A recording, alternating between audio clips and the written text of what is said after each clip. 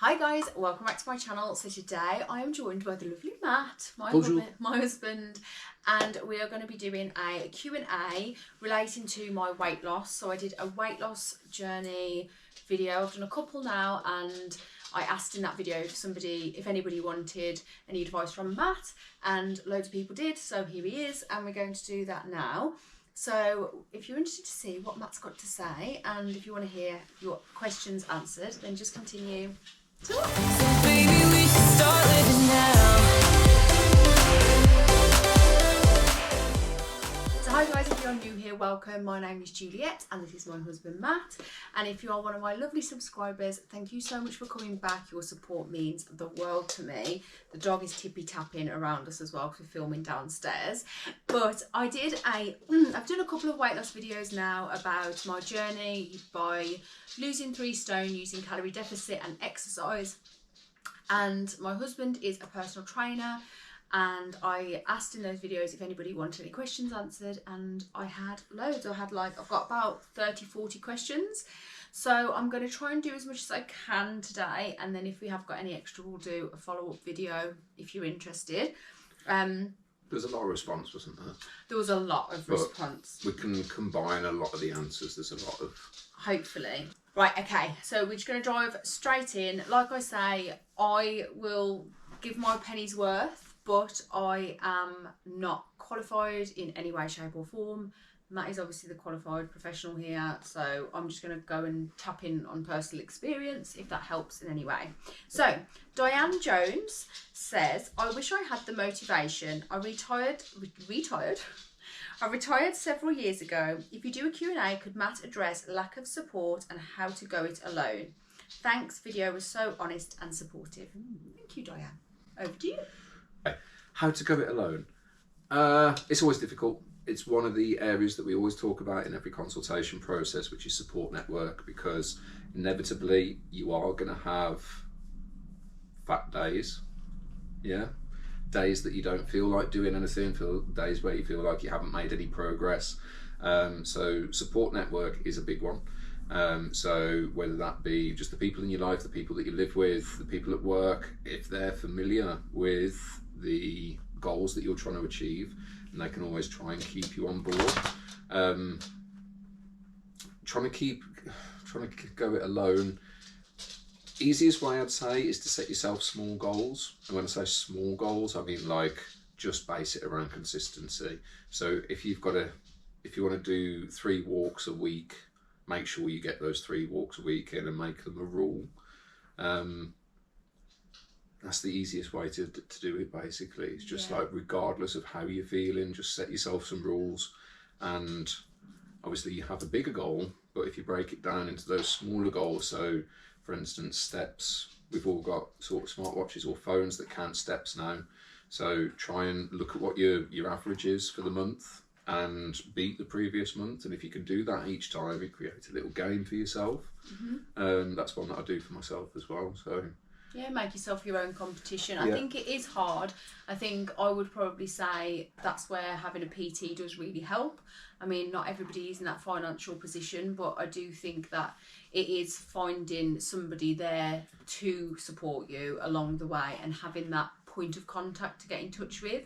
If you can't financially afford a PT, I would really recommend like classes or going to places where there's more people. Like maybe if you enjoy walking, maybe find like a local rambling club or something where you can find like-minded people who are also on the same journey, so that you've got somebody there. Classes at gyms are a big one. We do a few classes, and you are guaranteed to find someone else in exactly the same boat as you, who doesn't know anybody else and is always like, it's my first time.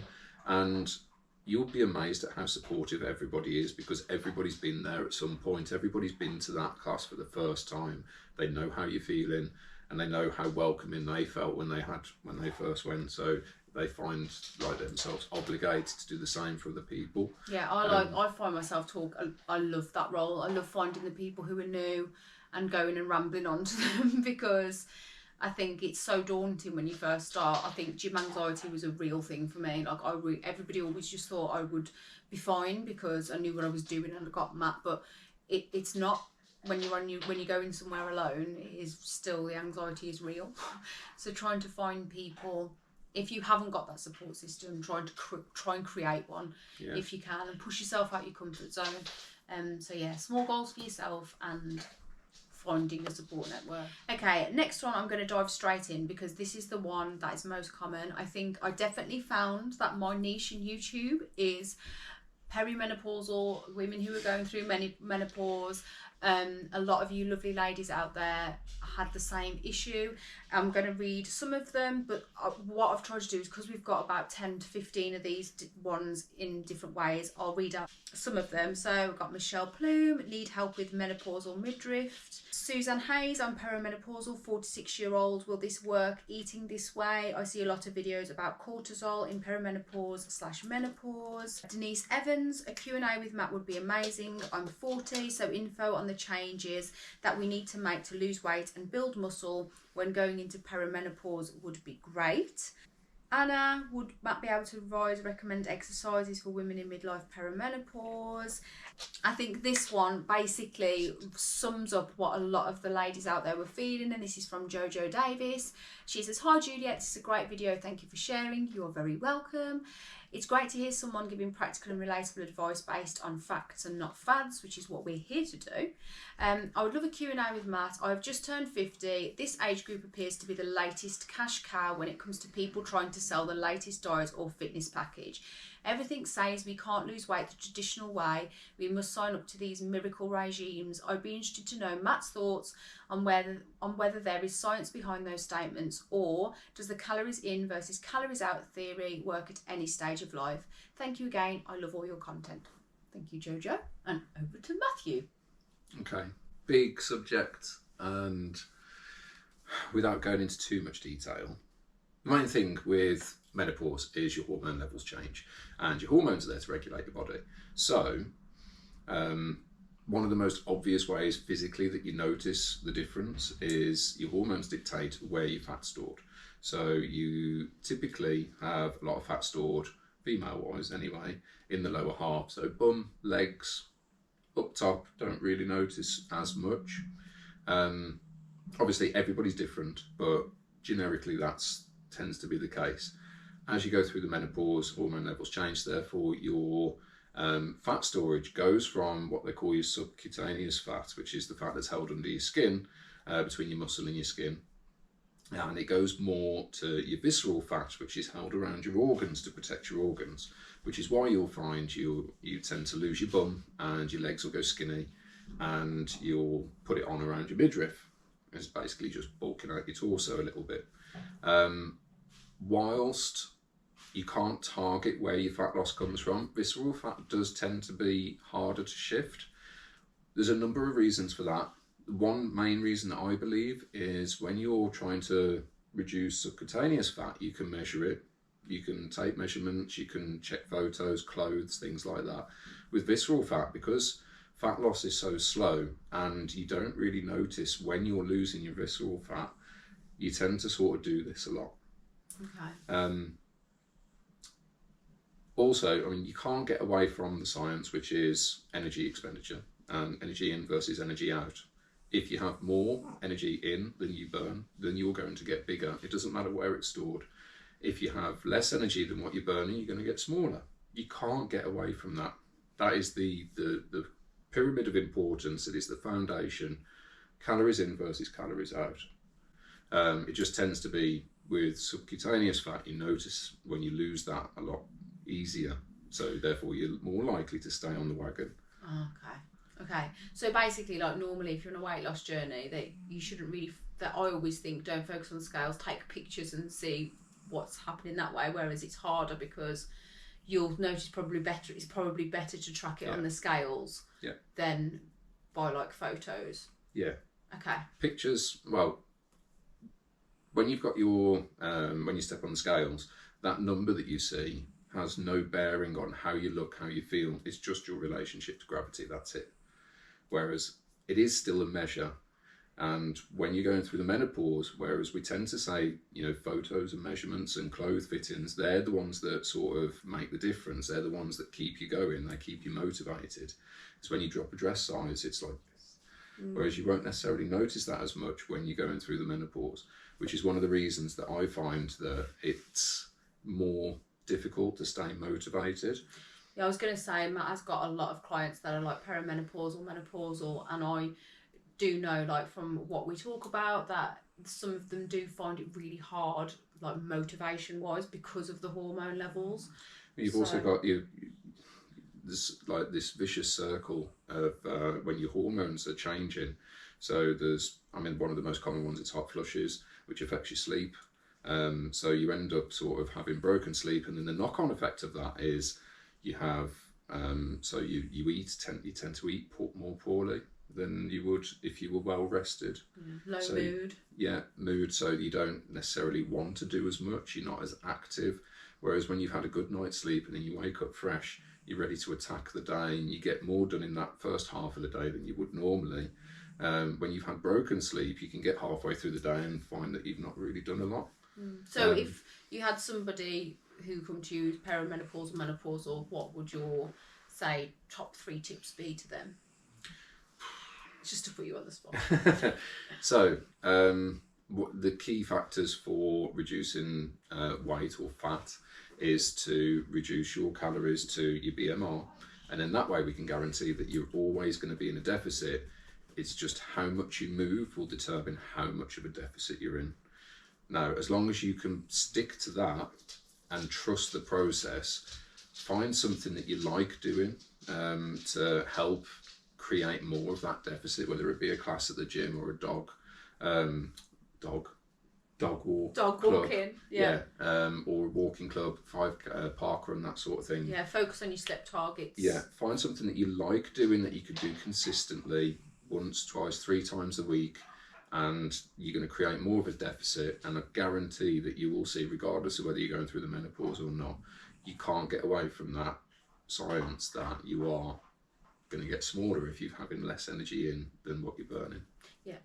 And I also think, just want to add that it's surprising how many menopausal women have come to Matt and have actually like really taken a shine to weightlifting and weight training and stuff, because I do feel like that as you get older, I think a lot of them were probably worried about doing that kind of exercise, but also don't realise how much it helps as you get older, and your mobility can probably not be as great.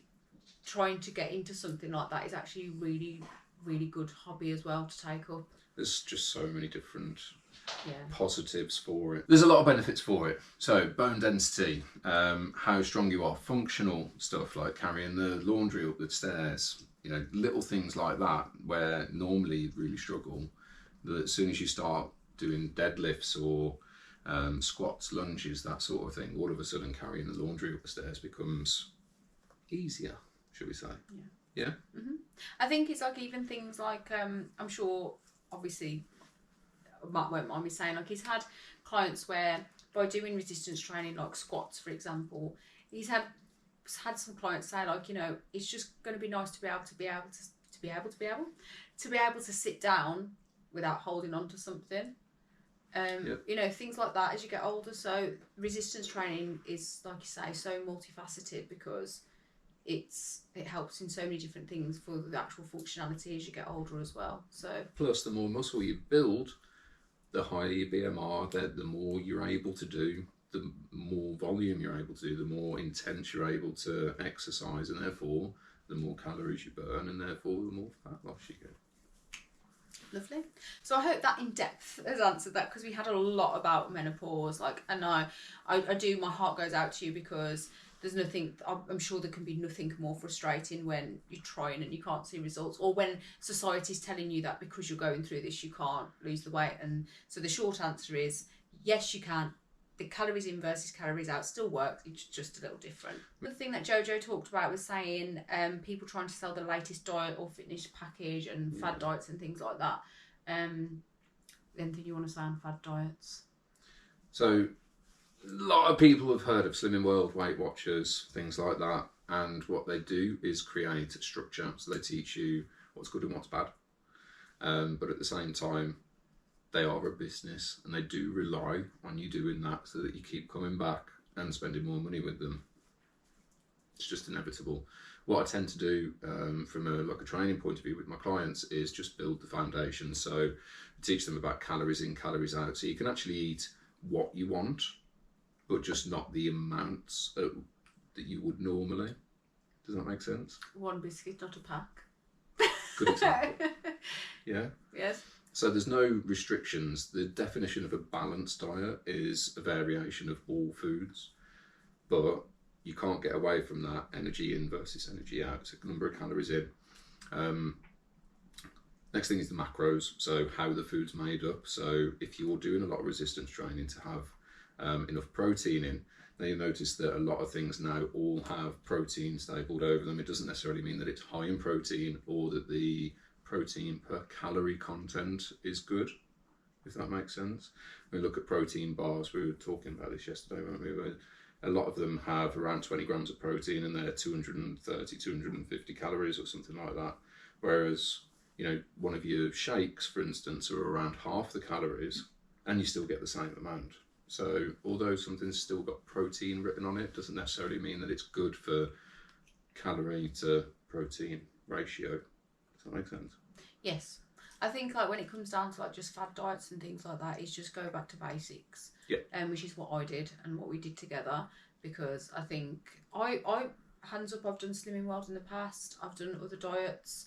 I think I even did Atkins at one point, like years and years and years ago, where like you just drop your carbs and just eat fats.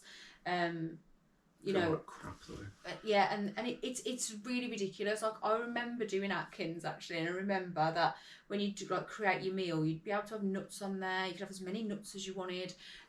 You could have cream in your tea, but not milk.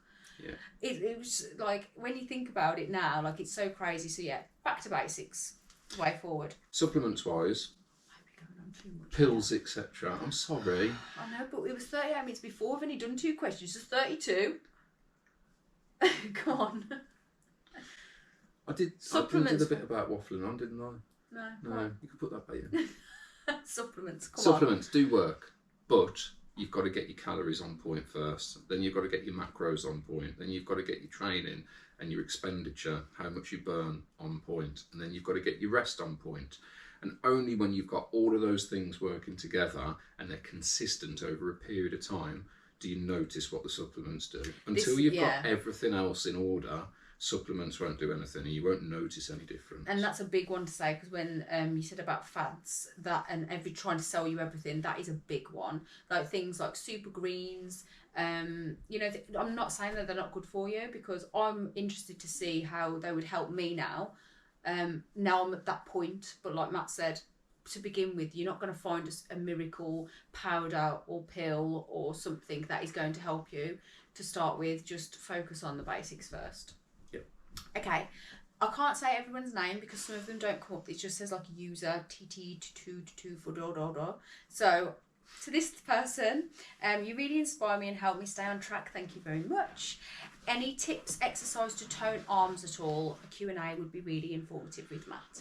Okay, so tone is, we hate this term as trainers. It's basically the combination of, you have your bone and then you have muscle, then you have skin, fat, and then you've got your skin.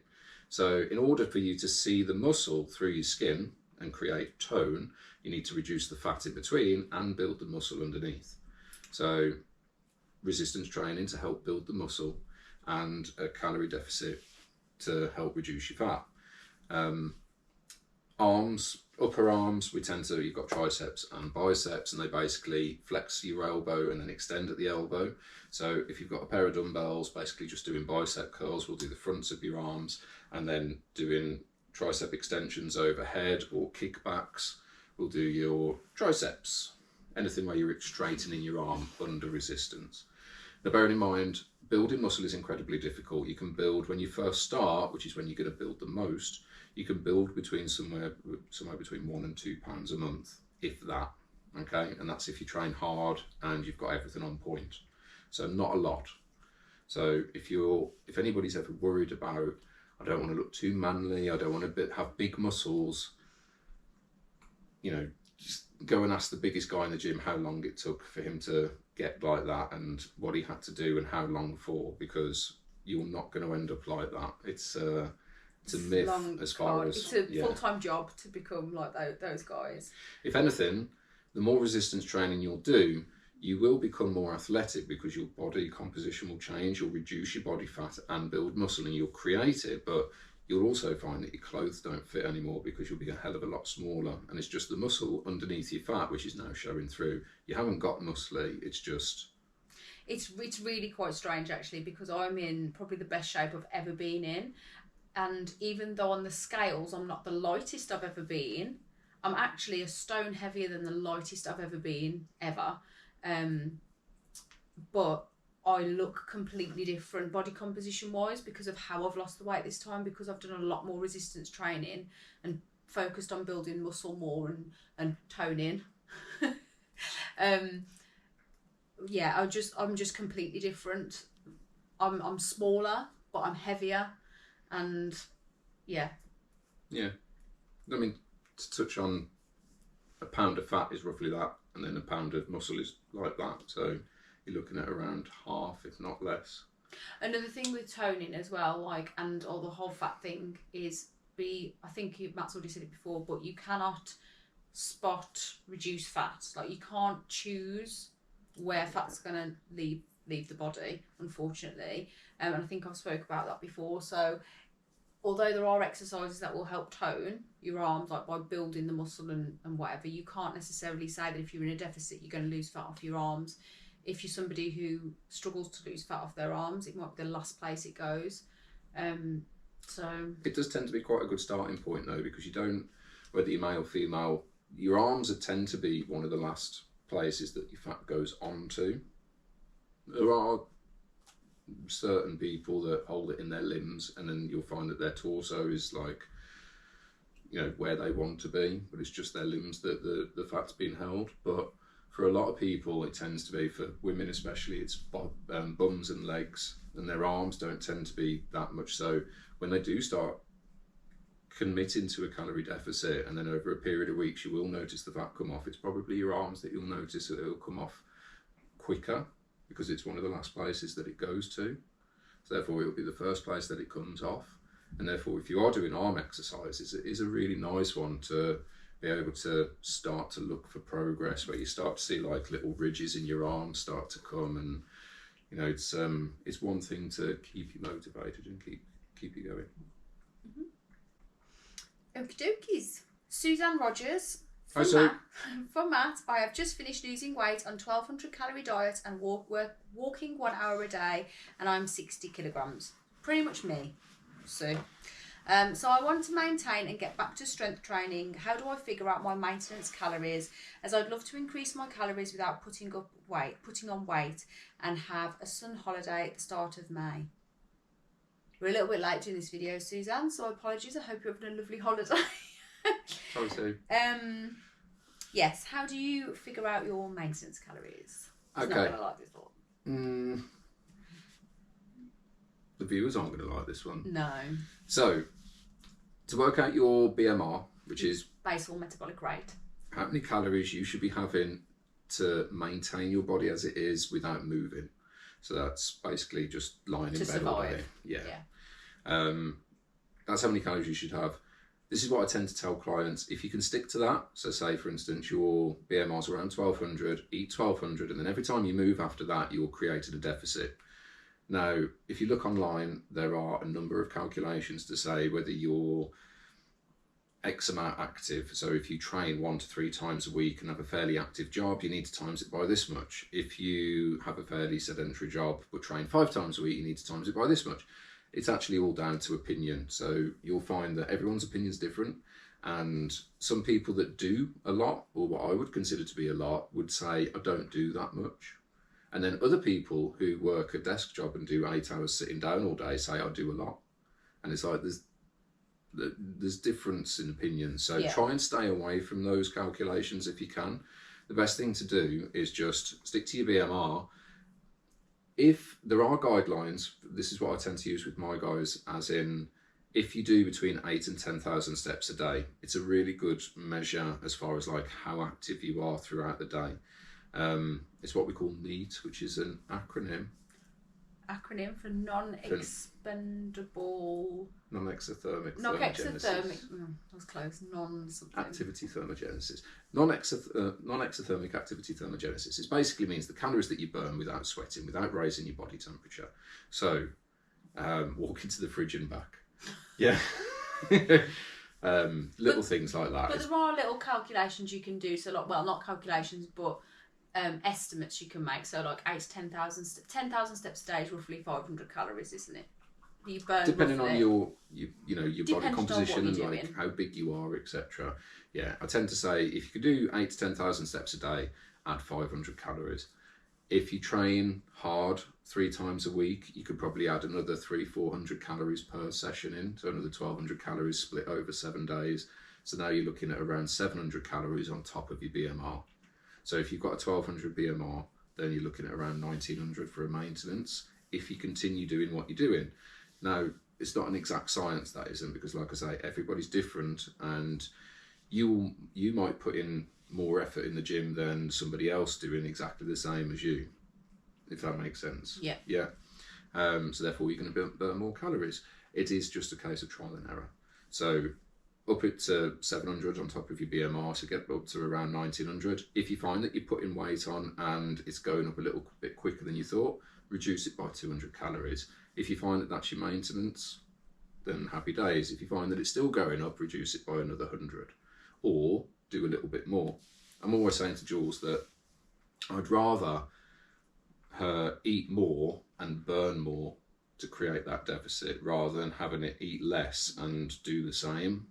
Because your BMR does change as well. So obviously, like when I first started, my BMR was around 1,600 calories a day, which is easy. I mean, say easy.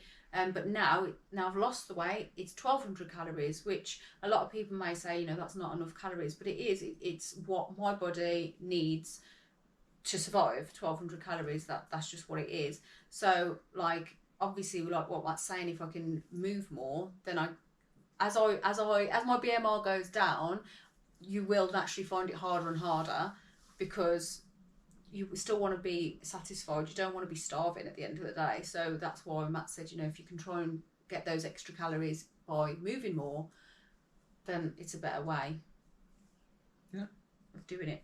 Does that make sense? Yeah. Okay, how do you work out your calorie deficit? You look amazing. Thank you, Jamie. I can answer that one. But it's Jamie, a boy or a girl?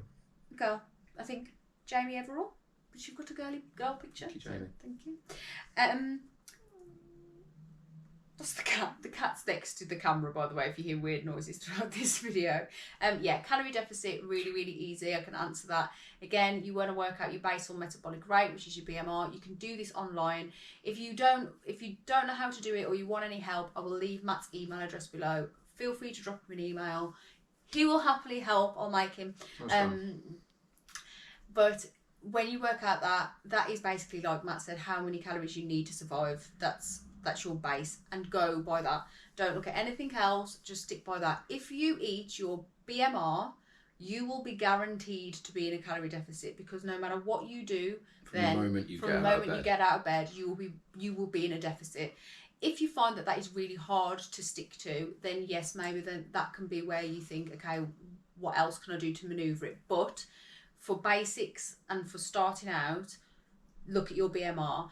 Try not to listen to people who say to you, oh, that's not enough calories, 1,200 calories isn't enough. Don't listen to those people, because every single body is different. And if it was not enough calories, you wouldn't, people wouldn't put on weight, people wouldn't be overweight. You're putting on weight because you're not expelling those calories, so it's not too little. As long as you're getting your nutrition, that's the main thing. As long as you're getting that's the key. As long as they're good calories. Nutrition-rich foods tend to be quite low in calories because they're quite highly hydrated. So fruits and veg. If you tried to eat 1,200 calories purely in fruit and veg, people would tell you you're eating too much, just based on the sheer volume of it. Whereas because people tend to eat a lot of processed foods, 1,200 calories can go like that. and they'll turn around and say, yeah, that's not enough.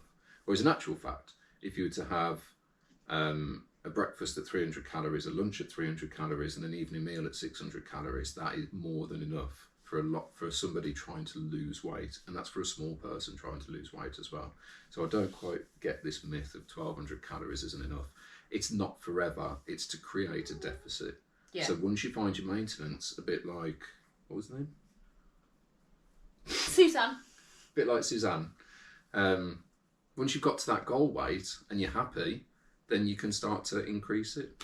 And then you just keep an eye on your weight. And if you start to go up again, you reduce your calories. And, you know, like I say, it's a trial and error. Yes. Right. Okay, next one. This is from Chrissy. So this has been really interesting. I need to lose about 3 stone myself and understand about calorie deficit. Well, that's a brilliant start. It's just so hard to stick to your calorie allowance sometimes. Yes, it can be. Kind of like what we've just touched on.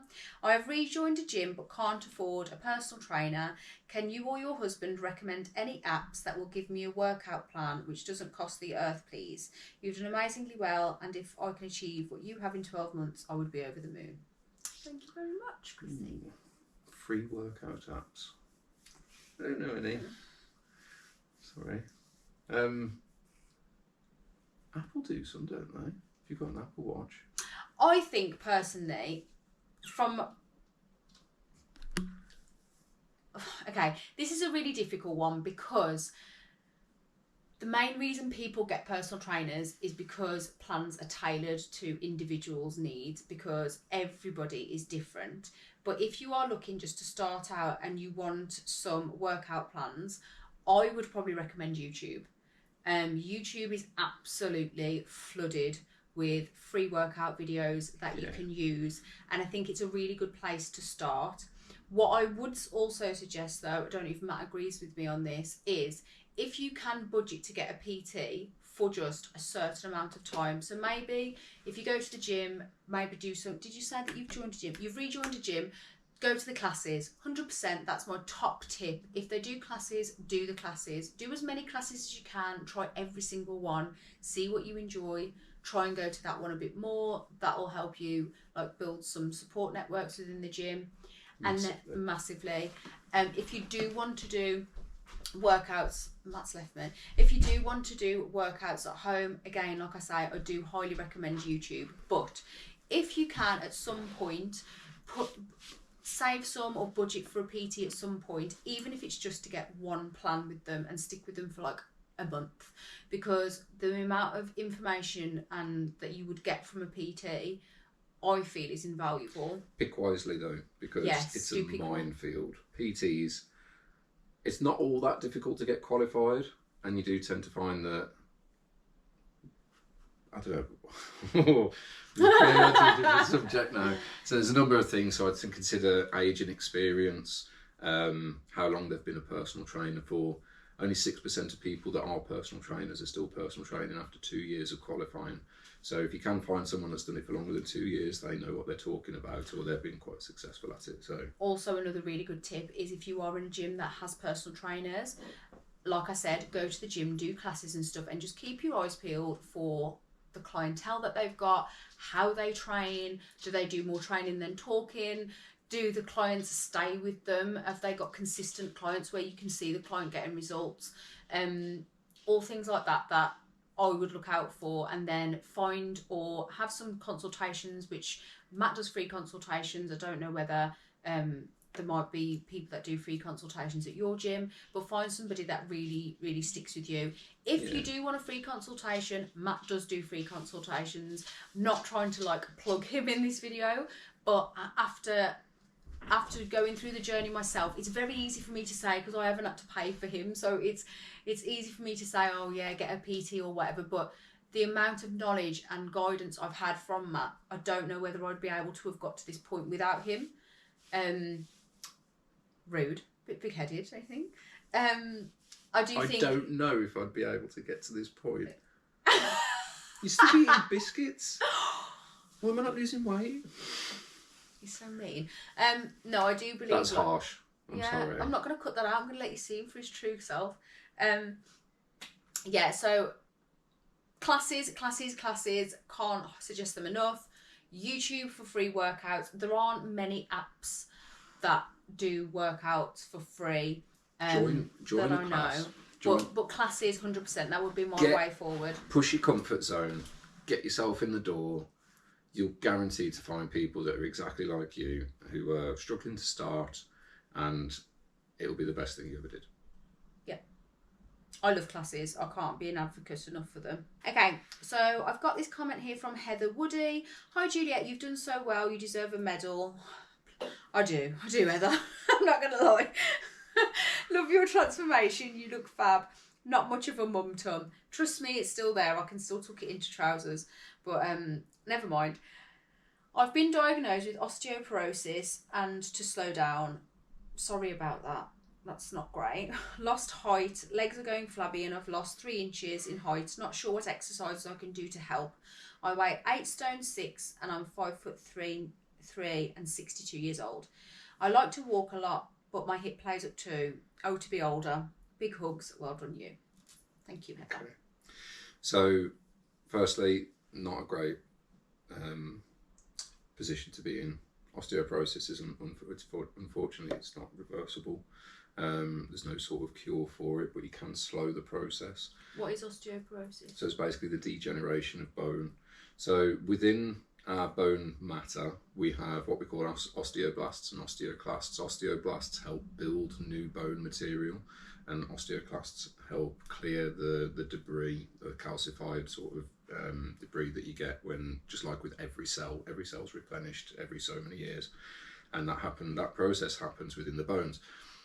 This happens more so, or that process is sped up, the more resistance you put through a bone. So this is why children who are constantly active and constantly running about, jumping and playing, their bones tend to be a lot more durable. And as we get older and we stop moving as much and we slow down and we don't tend to, for a lot of people, a lot of people, I don't know what the percentages are, but for the number of people over 40 that don't jump anymore or run for that matter, they just, as a percentage, it's quite high. So you stop putting that level of resistance through a bone, that process of bone regeneration starts to slow. So for osteoporosis, the best thing to do is try and just build it up. Just be really careful, build it up slowly, but just try and put as much resistance through the bone as possible before it gets painful. And hopefully then that will start to really slow the process. But unfortunately, once it's diagnosed, it's not reversible, so just be careful. Okay, this one's a really good one. You'll like this one. This is from Leah Parr. I used to watch your videos for your hauls and fashion content, as I was also mid-size. I stepped away from YouTube for a while and I saw some of your more recent content, and it's so funny that we've had such a parallel journey. I 100% relate to so much of what you said. I've lost 2 stone through calorie deficit and weight training. Well done, Leah. You are looking fabulous. Your advice is spot on. Would love to see a joint video with Matt too. My question for him would be, I've been doing weight training for nearly a year and I love it, but is there any issue with maintaining a comfortable weight for deadlifts, for example? I've been fluctuating between 50 to 60 kg for a while, alternating reps and sets. Do I need to keep increasing as I feel I'm at the limit my back can take? Okay. It depends on what your goals are. So if you're happy with where you are and you want to maintain, yes, there's absolutely no problem with that. Obviously, if you could do that for a number of years up until if you could do that until the age of 60 or 70, that would be really quite impressive. So of course, there's no problem with maintaining. To get stronger can be difficult. I would suggest personally, if you did want to increase, strength training is one of my sort of fortes. Speciality. So I would look at the number of reps that you're doing and potentially reduce that and increase the lift, just to work on, like you're in your singles week, aren't you? Mm-hmm. Where we're literally doing just one lift, put it down, rest for 3 or 4 minutes, and then go again just for 1 rep. There is a number of different training regimes that involve going up to 5 reps and then down to 3 and then down to 2 and then down to 1, which is where we're at the moment. And they work on a percentage of your 1 rep max. But yeah, it's form is a massive thing. What I will say here is, if you're feeling it in your back, you've got to remember that all your back muscles work in conjunction with each other, but they basically create a static hold. They don't physically flex the spine and extend the spine. So it's normally your hips and your knees that flex and extend with a deadlift. So it's primarily a leg exercise. So if you're feeling it more so in your back, I would look at potentially setting up a camera for your form. If you want me to have a look at it, then I can do. Matt loves a good form check. So if you want to take just on your phone, I'll leave his email below. He loves a good form check. He's always shouting at me. So yeah, if it's not, don't shout. No, I'm only joking. He doesn't. I give you cues. He gives, I have my cues for deadlifts, and that's again another really good thing from having Matt there, because it's probably one of the exercises that you could probably get injured quite easily on. Probably the most common one in the gym is poor form with deadlifting and lower back issues. And the amount of people that I see with poor form, it is shocking. It's really bad. And do you know what? It's not me judging. That's just what happens. Because do you know what? Fair play for people being there and trying. But this is where I do feel like, especially when it comes to weightlifting and doing things like that, it is important to try and have a professional there just at the start, just to say this is how you do it, so you don't get injured. Just to cover all bases as well, you can train your back to bend and extend, or flex and extend, because that's functional. There's a lot of movements every day that we can't necessarily keep our legs straight. Putting your baby in the cot, for instance, you have to bend at the back. The only trouble is people tend to go quite heavy on deadlifts, and if you do that, then you're putting your back into a vulnerable position. So if you do round your back, just make sure you go a bit lighter. So in answer to the question, there's nothing wrong with it. Just depends what your goals are. Yeah. But 100%, if you want to build your strength and you want to go heavier, definitely get someone to check your form. Even if there's just a PT, if you go to the gym, I'm sure if somebody came up to Matt in the gym and said, "Could you just form check me?" he would 100% do it. Easy. Yeah. So, if you want some help, send over a video. If not, just find someone in the gym. Next one, funnily enough, Danielle Brogan, would you love to ask Matt to demonstrate a deadlift? So we will actually do another video because there's a few things in here. Will we? Yeah, we could do one with demonstrating a backlift. Unless you want to go and do a deadlift right now. We will do that. I promise we will come back to that and we will do that. The Joanne 25, the video is so helpful. I'm the same. I don't need breakfast, just a cup of tea, and don't eat until 1:30 now or later if I'm keeping busy. I've lost almost a stone. I'm 12 stone 5, and I'm at the point where I know I've lost them, but I still have wobbly bits, and it doesn't feel like I'm much smaller yet. Did you feel like this, Juliette? And at what point did you start seeing your figure change? Okay, this one's for me. Mm-hmm. I found the start the hardest, because although a lot of people say, "Oh, well, you'll lose more to begin with," and this, that, and the other, I didn't really see changes straight away, because I'm a person that puts it on everywhere and loses it everywhere, and so it was just, even though I'd probably lost a stone, you couldn't really tell. It wasn't until I'd lost a couple of stone that people started saying, "Have you lost some weight?" And it's actually only been, I would say, the last stone where people have been like really surprised by it all. And I would say it's because of the way I've lost it this time. Like I was saying earlier, not the lightest, but like the smallest. I'm not the lightest I've ever been, but I'm the smallest I've ever been. And I do think it is down to resistance training and the way that I've lost the weight. I feel like when I've lost weight in the past, I haven't noticed it as much because I've just been dieting and losing it that way. Whereas this time round, I would say if you get hold of your diet and you're doing your calorie deficit and you're doing it right, which it seems like you are, and then you incorporate your training, then you will start to notice it more, because it's just a different way of losing weight altogether. Like now, because I'm building muscle and doing the calorie deficit, I definitely feel like I've noticed the difference more now. But I'd say just keep doing what you're doing. You're obviously losing the weight. You're obviously on top of it. And it will come. Keep going. Just keep going. Trust the process. That's what we always say. Just trust the process. You are going to have days where you look bigger than others. I would say, like I said, for me personally, I didn't really notice until I was over a stone down. Maybe more over the halfway point, I really started noticing. Resistance training's key.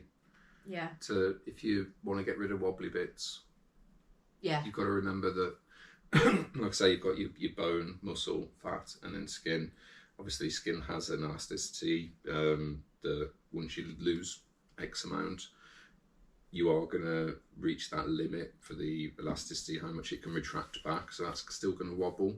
You're always going to have a little bit of fat.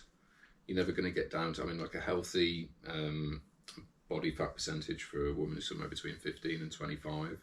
So that's still quite a high figure. So you're still going to have fat under the skin. But if you can make the muscle underneath that a lot firmer, then you're going to notice it. That's the biggest difference I've noticed this time around. Like I say, I've been down to my lightest weight previously just through diet and no exercise. And the difference now between doing weight loss with diet and then doing weight loss with diet and exercise is crazy. Like, I've never had the definition in my arms that I've got now.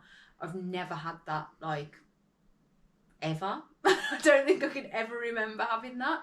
And like I say, I just look and feel so much better. Don't get me wrong, I still have wobbly bits, for sure. But the resistance training has massively helped that. Everyone has wobbly bits. Yeah. Muscle, when it's relaxed, wobbles. Yeah. It just feels a lot firmer.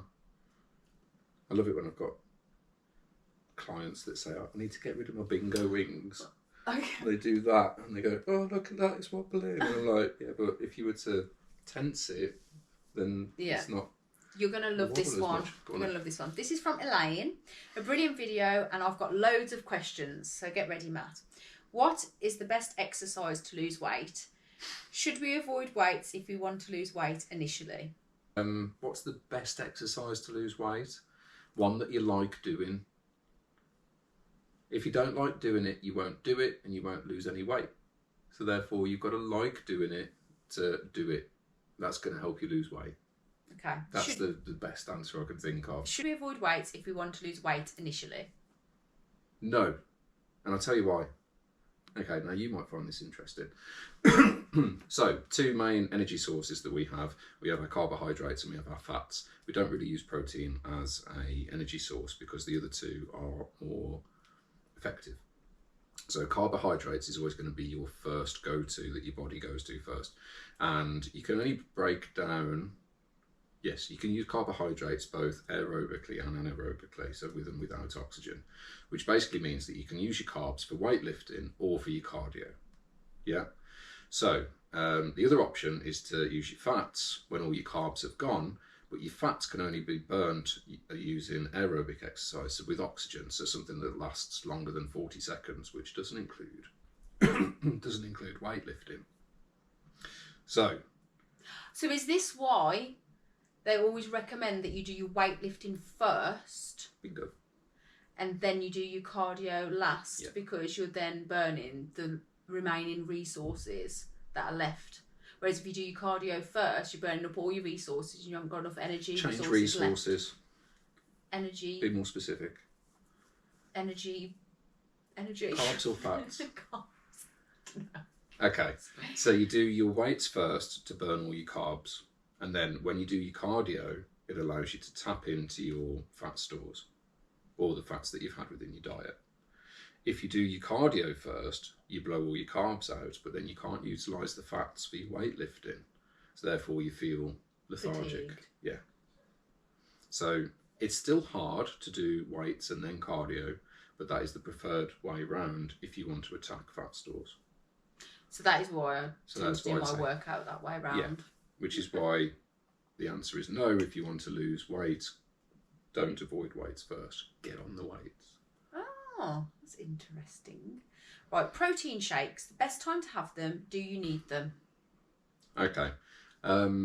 what we talked about earlier with pyramid of importance as far as like number of calories in, number of calories out, macros, so protein and carbohydrates and fats, then you train in, then you rest.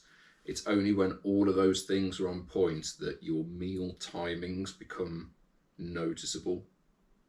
So when you're consistent with everything else, it's only when, so for instance, people talk about training fasted. So I was just about to say, the next question on this is the best time to exercise. Is it on an empty stomach or should you eat first? So that might tie in well with that. Totally depends on what you want to do. So me personally, I like to do my cardio fasted. I don't like to weight train fasted. I can't lift anywhere near as much. I tend to like to have a good high carb meal 2 hours before training, ideally, and then I tend to have a protein shake immediately afterwards. I think that's just habit. It's not necessarily what benefits me more, but it's only when you've got all those other things on point. I remember one of the clients saying about they'd been told that they shouldn't eat carbs after 5 o'clock. I was like, it doesn't really matter. It's until you've got absolutely everything else on point and you are consistent with it for a number of weeks, months, only then will you start to notice a difference if you don't have carbs after 5 o'clock, or if you don't have carbs directly in the morning before working out, or whatever. Yeah, I think definitely, like Matt said, the most important thing is just looking at calorie in versus calorie out to start with. And the really good point I want to make about protein shakes, though, about saying like, do you need them or whatever, from my point of view, when you get to the point where you are trying to focus more, like Matt said, where I am at a place now where I want to try and up my protein intake because I'm focusing on strength training where protein's important. Trying to also, while still being in a calorie deficit, that's where I find protein shakes and protein bars and things like that come in handy, because you're going to get a lot more protein from a lot smaller amount of calories. Yeah. So like I could have a protein shake and get my calories from a protein shake for like 200 calories, whereas the amount of chicken I would have to eat to get that amount of protein, I wouldn't have the calories to do that. Chicken's not a good example. Eggs, maybe. Okay, eggs, for example. People think eggs are a good source of protein. There's 6 grams of protein per egg, but they're also about 80 calories. So you do the math, you dial it up, so you're getting 20 grams of protein out of eggs. Your calories are going to be really quite high. So they're not really a great source of protein. So what's protein good for then? So building muscle. Building muscle. So yeah. So if you're on a place where you want to build muscle, then yes, look at your protein shakes, because like I say, they're a great place of getting the protein you want for fewer calories. Without getting into it in too much depth, you need somewhere between 0.8 and 1.2 grams per pound of body weight. So if I'm 200 pounds, then I need 160 grams of protein to maintain my muscle mass. If I want to put muscle on, I need to be having more like 240 grams of protein. Yeah. That's quick math.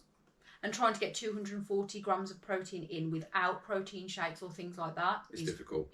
Really difficult. It's a lot of cans of tuna. A lot of cans of tuna and a lot of money. Yeah. Because meat is expensive now, guys.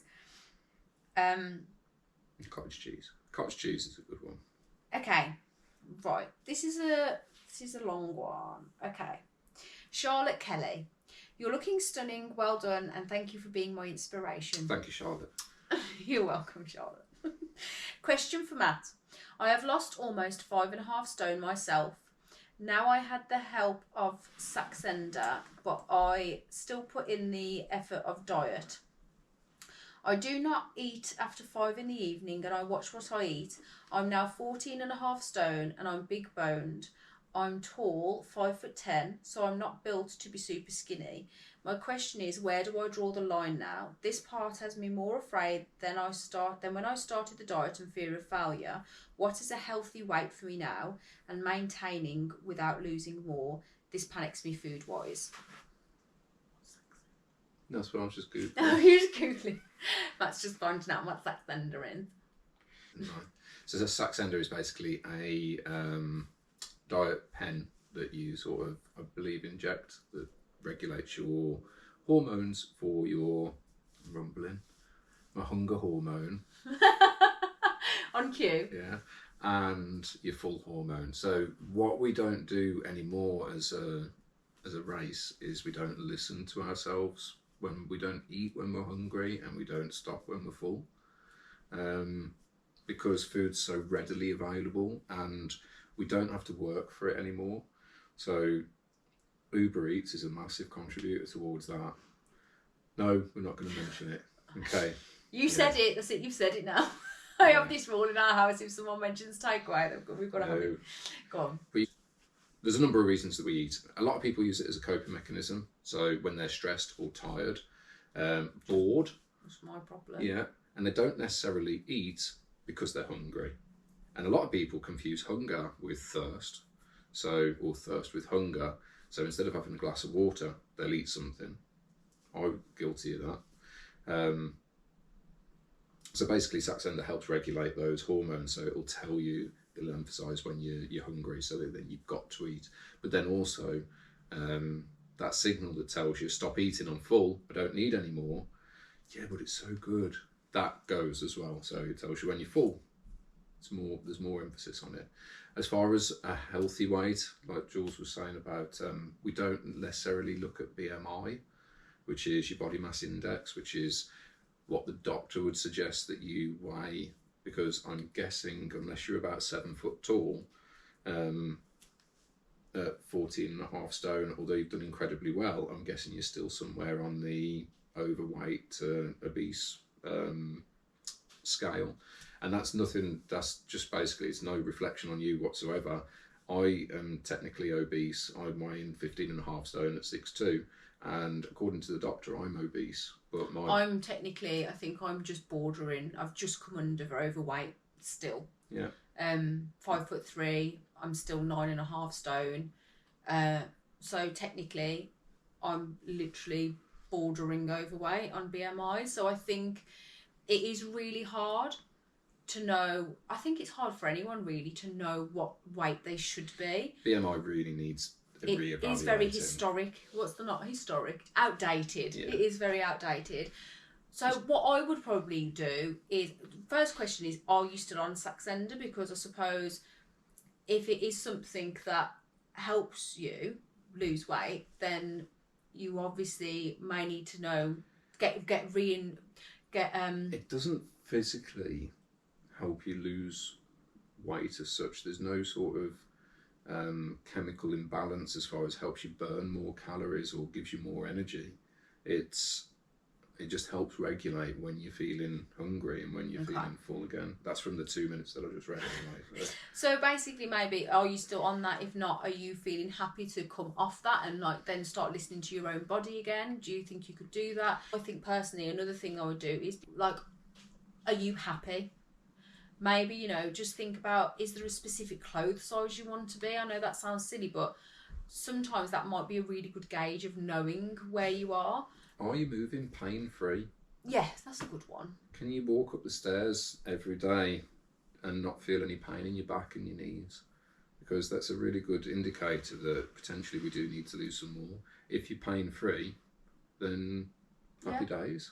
Yeah. That's the goal. Yeah, I think that is a really difficult one, because it is difficult to know, because I mean, I get a lot of people say to me, are you, like, make sure you're okay, make sure you're in control, are you sure you're all right? And it's like, I'm literally the fittest and healthiest I have ever been, and I am more in control now than I have ever been, because I used to binge eat, I would emotionally eat, I had a really poor relationship with food, and now I just think of it completely differently. Okay, Emma Price, you really do look incredible. Thank you. A Q&A would be really good. Thank you for always being so honest. P.S. This is for me. P.S. Are you ever hungry? I'm always hungry and I get hungry. That's really bad. And getting hungry is very real. Okay, I'll answer this for you. And yes, I am hungry sometimes. Sometimes, not always. Oh, it says, are you ever hungry? Oh. So, yes, I do get hungry, but when I'm hungry, I eat. So, again, what we've just been talking about as far as like number of calories, getting used to a number of calories, your body adapts to that. It's basically you use that as your template, and then eventually your body, once it's adapted to it, you can then do what we call intuitive eating. So you listen to when you're hungry and you eat what you want, but you know what calories are in what, and you know how much you're having, and then you know to stop when you're full, and then you leave it, and then you don't eat again until you feel hungry. That's perfectly normal. That's how we should function. How we should eat. And I feel like with me, so what I tend to do, which is a really, really good tip for people, I think I've mentioned this before, is I look sometimes at my calories over the week instead of daily, because I'll have some days or sometimes of the month where I am more hungry than others. The week before my period, I tend to want to eat everything in sight, and I feel like I've got a void that I cannot fill.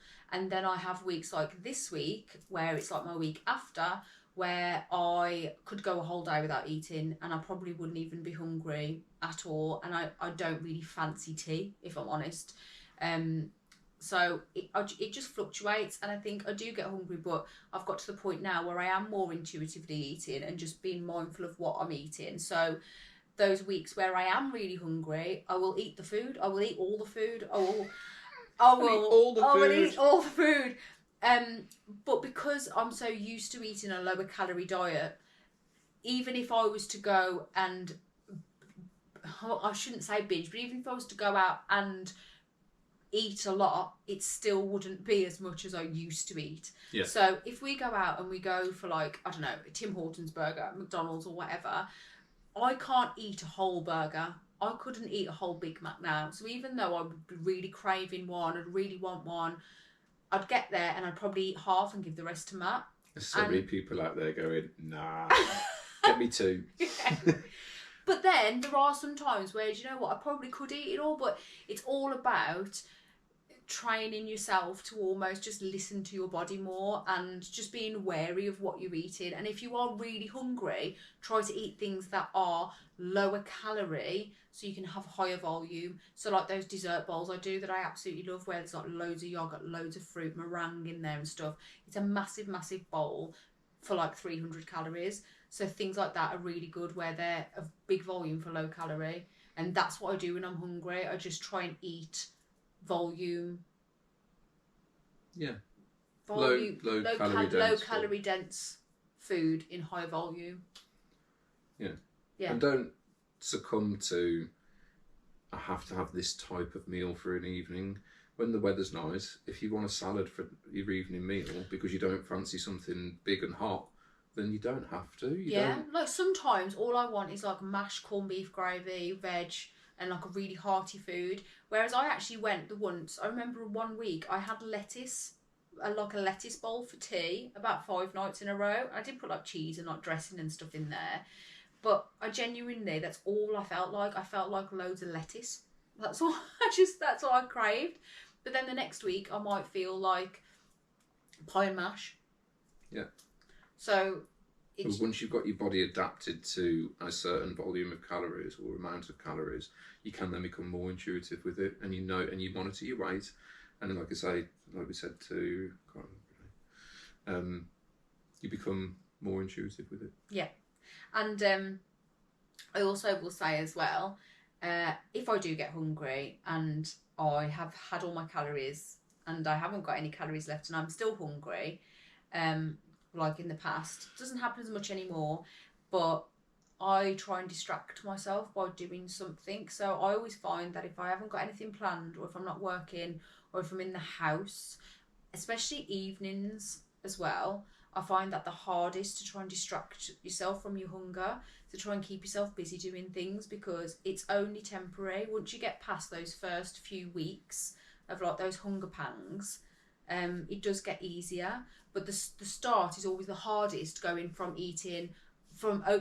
overeating to trying to eat in a calorie deficit. The first, like when you're first doing it, it's hard because even though you're not starving your body, your body's trying to tell you that you are starving it. But like when I did that 3-day fast and I said to myself, I'm not eating, I was really, really surprised at the fact that I wasn't actually hungry, because I had enough weight on me to satisfy the calories that my body needed. It's just all psychological sometimes. Not all of it's psychological, but a lot of it can be psychological. Hunger hormones pass after 20 minutes. Yeah, so try and find something to do for 20 minutes. Try and watch something on telly or something. If it's outside of your usual meal times, okay. Distracting. Right, you'll like this one. Nikki Rowlinson, loved this video. Very informative. Well done, you. Thank you, Nikki. I'm currently in training for the 3 peaks. Lovely. Would love to do that one day. And doing roughly 9 to 12 mile hikes at weekends with 45 minutes during the weekdays. I have a question for Matt. Obviously, you explained about not being able to lose fat in certain areas where it lingers most, I'm guessing. But all I want to do is tone my inner thighs. Do I have to specifically target that area in other ways, i.e. squats, etc., or will it gradually tone in time? I can feel and see a difference in my calves and the back of my legs, but it doesn't seem to have done much yet for my inner thighs. I'm not really a fan of the gym, but do like swimming. I have endometriosis, so my tummy looks different every day. Some days huge, others as flat as an ironing board. But hey ho, I seem to be losing weight on my face, neck and arms, which I don't really want either. You can answer this. This is my problem, Nikki, all over, right? Because so many people will say to me, oh, you know, you look like you've lost a bit too much. And I'm like, I still have fat. I still have fat on my inner thighs. I still have fat on my belly. I still have back fat. Yes, it's a lot more minimal now than it was, but it is still there. And unfortunately, the only thing you can do is still just keep losing the body fat, and eventually it will go. But like Matt says, you know, you can tone those areas and do more. What, inner thighs? If you don't go to the gym, I mean, the only thing I can think for inner thighs is abductor. Adductor. Anything where you're bringing your legs together. So there's an exercise where you can sort of go onto, if you've got a bench or a chair, and you lie on your side, pop one leg onto the chair, and then basically lift your hip up off the floor, bringing your knee towards your midline. Don't make me do it. Maybe we'll film that one in the next Do you remember, video. do you know what would be good for them? Do you remember those things back in the 90s where they were like a right angle with a ball, and you used to put them between your legs and squeeze your legs together? That's do you know what? That's anything that replicates That's a very good idea. You might be able to get one on Amazon or something. Those things that you like close your legs with, those. Because again, it's the same thing. You can't spot reduce fat, but you could always try and do more things like that to tone your inner thighs. But the fact that you walk in so much, eventually you will build those muscles through walking. You will get there. It's just might just be one of those. It just might be one of those areas that's harder than others. Change the angle of your squats as well. So we do lateral lunges. So if you can hold a kettlebell and just come down to one side and then to the other side, that will help. It just changes the difference in activation with your quads, which can help the insides of the legs. Other than that, I'd need to see you personally, I think. Okay. Email if you want. Yeah. Drop an email. Sorry, I might have to stop for a snack. Okay. This is Rachel and Chantel. Hi Juliette, you look amazing, well done. Thank you very much. I would love a Q&A with Matt on recovery / beginner workouts and BMR advice. I'm recovering from spine cancer and have been doing slow walking on a treadmill as well as some band work to strengthen my arms as I can lift myself out of a bath. My physio has stopped now and I'm trying to work this shiz out myself, but it's hard if you're not a professional, and I'm not brave enough yet to go to the gym as I still get bad spasms and fall over. Keep up the amazing body transformation.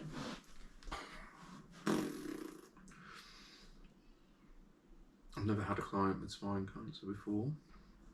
Okay, well, first of all, I'm glad that you're in recovery. Let's hope it stays that way.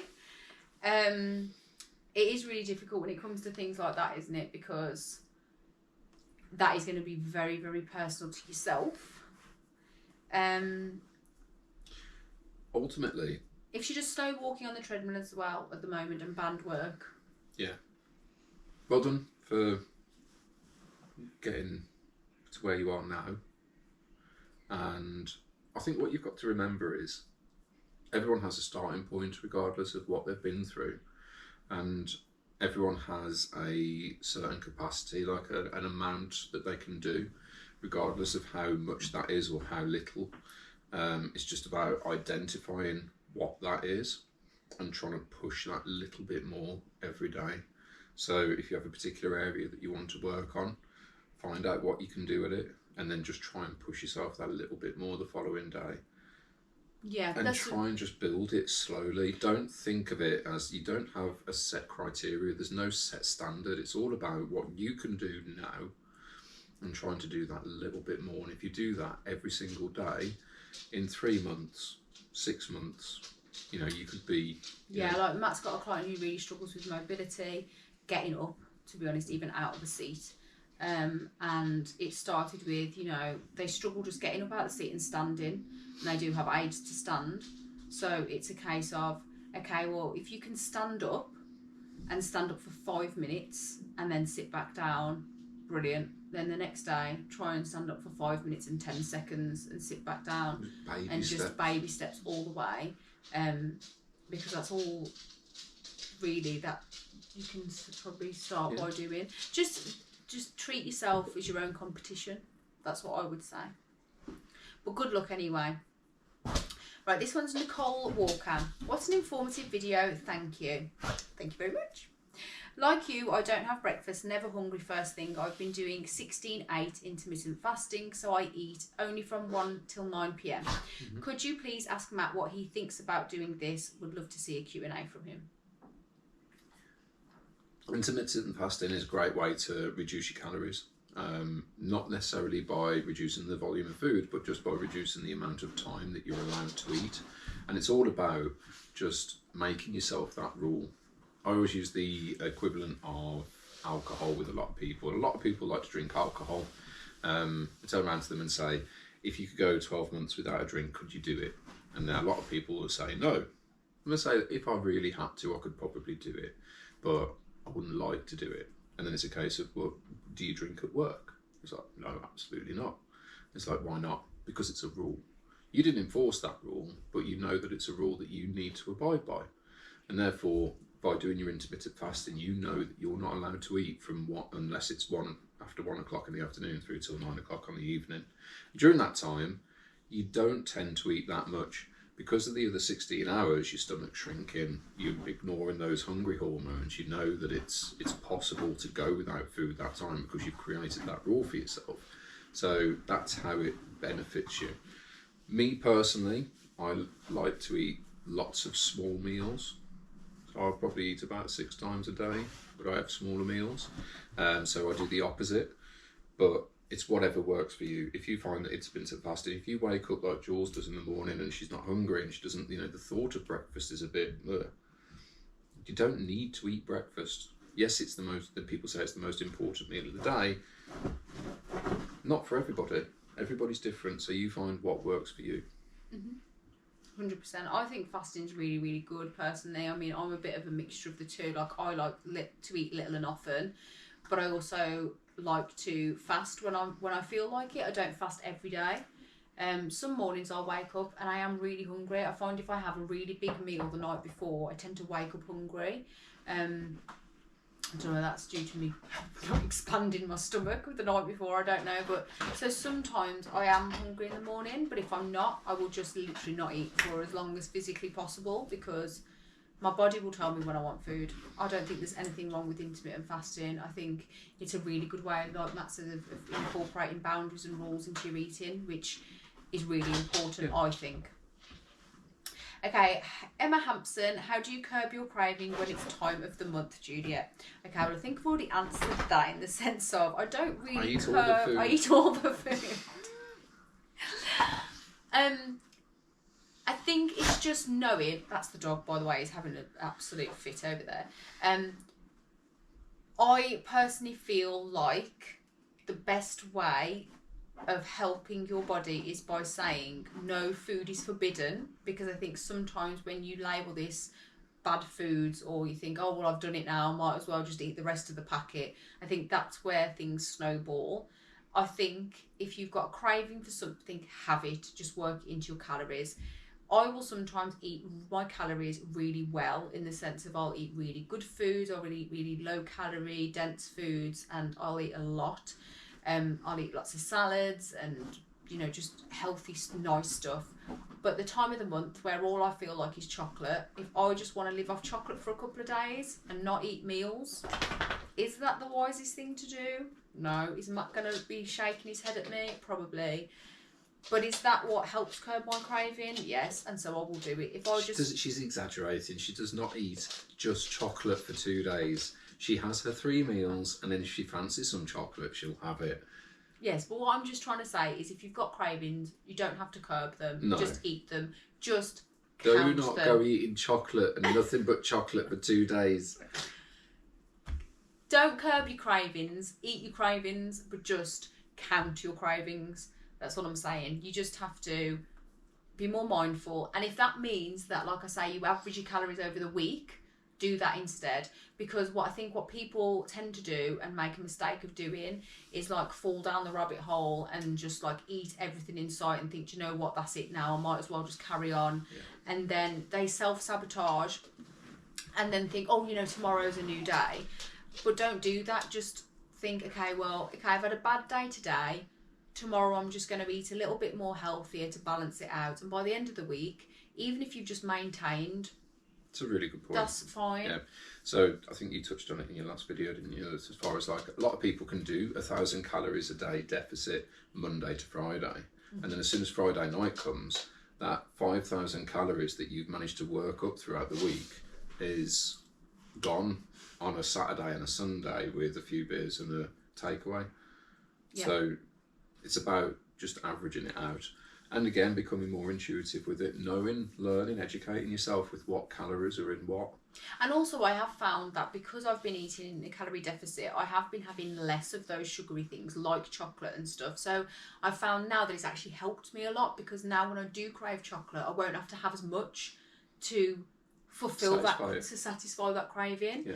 Like before, I could sit there, I'd probably be able to eat like a massive bar of Galaxy and I wouldn't even think about it. But whereas now I can have like 2 rows and put the rest away. I mean, Matt thinks I'm a psychopath for doing that, but I could eat half a Mars bar and put the rest away for later. I'm a little chocoholic, to be honest. Once he starts, he can't stop, so I can't incorporate him. But for me personally, like, I genuinely feel like a lot more in control of that. So my top tip is just to not have forbidden foods, and when you have got cravings, that's fine, just count them in and and just be more mindful of it. So if you fancy chocolate, yeah, just have some and don't have the whole bar. It's just, yeah. Portion control is massive, simply because you think about those treats that you'd like to have at that particular time in the month. If you do restrict yourself for the rest of the time, then you appreciate it so much more. Yeah. We've all watched I'm a Celebrity, where they're given like a little bit of milk chocolate after like 6 weeks of eating nothing but rice and beans. So they're like, oh my God, this is amazing. It's like, one thing I used to do a lot, which was actually when I did Slimming World, funnily enough, is I was allowed my Freddo, wasn't I, at the end of the day? Or a curly whirly. Or a curly whirly. But I would melt the Freddo because I used to feel like when the chocolate was melted, it would just satisfy my craving, and it's something I still do now, whereas if I fancy chocolate, by melting it, it just seems to fulfill my craving a lot more being melted. So, you know, you just gotta do what works for you. Okay, Mum R Shop. Hi Juliette. You look fantastic and sound really happy. Well done. Thank you very much. For Matt, I have 3 to 4 stone to lose. I have 4 children, so find the gym really hard to commit to. I have a running machine at home, step box and dumbbells. Is there anything you can suggest with this available equipment for me? Also, I have ab separation, so can't do sit-ups, etc. Thank you. Okay. There's loads of stuff that you can do. Dumbbells and a step alone, brilliant. 2 different pieces of equipment, unbelievably versatile. Get the kids involved as well. We are going to do a step video at some point, aren't we? Yeah, we are. We are. This step video is going to be the death of me, right? Because we've had so many obstacles in the background, and I'm sick of saying that this is coming. We do 3 a week at the gym, and if we could just record one of those and put it on YouTube, brilliant. But we can't. It's the logistics of the recording, the logistics of the music, the logistics of time, because we're also writing 3 classes a week at the moment, which is crazy, and new material all the time. But it is coming, and if we do that, that step video is going to be brilliant for you if you have a step box at home, because let me tell you, that cardio is a killer. But it's so enjoyable. It's not. No, it's a killer as in the sense it burns the calories. Constantly moving Burns the for calories. 30, 40 minutes. It's brilliant. Yeah. I couldn't think of anything better. But yes. Be amazed at how much you sweat. Again, I would recommend YouTube videos as well. I think if you've got dumbbells at home, just put in like beginner workouts, especially if you've got 4 children, you haven't got a lot of time. You can put in there like beginner workout, 15 minutes with dumbbells, and I bet you any money lists will come up. And you've just got to find somebody you really like. Like once you find somebody on YouTube you like and you gel with, then you will find that you might like loads of their videos. So I'd recommend that as well. Can you or Matt show a basic weight workout? I don't know what to do at the gym, so I end up on the rowing machine or treadmill. Okay, so we will do something like this. We can do some demonstrations of like deadlifts and stuff, because we could film that at the gym. But I've had somebody else comment underneath saying, great suggestion. I'm the same with struggling to know what weight training workouts to do. I feel kind of embarrassed using machines at the gym that I'm not confident or familiar with. I've got something to say on this. Okay. Do you want to go first? Go on. Okay, don't worry about machines. Machines are there to create stability so they can isolate a muscle. That is not what you're looking for right now. You want to create as much instability as possible to gain as much functional strength as possible. And the more functional strength you have, the more calories you're going to burn, which is going to get you to your goals quicker. So do not worry about not using machines. As far as what exercises to do, I would do what we call a split. So it's how you split your exercises up into one upper and one lower. And for your lower days, I'd do things like squats. They don't necessarily need to be weighted. You can do body weight squats, split squats where you put one foot up onto the sofa, or if you can do them at the gym, onto a bench. So it's like a 1-leg squat. RDLs, Romanian deadlifts. Jules loves split squats. RDLs, which is the same as a deadlift but without the knee flexion. So you're just bending at the hips. And kettlebell swings. Those are 4 exercises that will do every single part of your leg. Mm-hmm. After that, we've got upper, anything where you're pushing and pulling. So 4 exercises. We could do curl to press. So basically you sit on a bench, do a dumbbell curl and then press up and then back down. So that's obviously a pull-in and then a pushing exercise. And we could do a dumbbell press. So you lie on your back, push the dumbbells up and back down, and then after you're finished with one of those, take one of the dumbbells to the back of the bench and we do a row. Demonstrate a row. There you go. So you've got 1 pushing and then 1 pulling. That's 4 exercises. It's a great start. You don't have to go heavy with the weights, but it's just a good starting point. What I was just going to add to it was, if you have a plan like that and you have the exercises set out, just literally go in with a plan. Because I think sometimes the hardest part, especially with like gym anxiety, is just being really overwhelmed. Like you go in there, especially people say like free weight section, and it's like, if you have a plan in your head and you know what you're going to do, you go in, you do it, you walk out, and that's it. Even if you think, okay, I'm only going to do upper, those 2 exercises, go in, get them done, go back out. Once you've done it and accomplished it, the next time you go in, you'll feel more confident, and then just, You see it time and time again, especially during busy periods where people sort of wander in and they have a quick look around and they just sort of navigate. It's like a magnet pulling them towards the treadmill, and they end up just walking on the treadmill for 10 minutes and then they leave. And it's like, there's like big rows of treadmills and they're always really, really full. And you can see why people do it, because it's a comfort zone. But it's just about pushing yourself outside that comfort zone, which I highly recommend, because what you've got to remember, I think I've said this before, is nobody else cares. Nobody else is looking at you. and nobody's going to be laughing at you. If anything, they're going to be admiring the fact that you've got to the gym and that you're doing something. You know, I think social media makes you worry a lot of times because you see a lot of these things like putting videos on, and then like what Joey Swall goes on about like people filming other people, like what are they doing? But it's not like that in most gyms. Like people go in and nobody really looks at what anybody else is doing. I mean, if Matt they are does. looking at you, if they are looking at you, it's probably because they want to know where you got that vest top from. Yeah.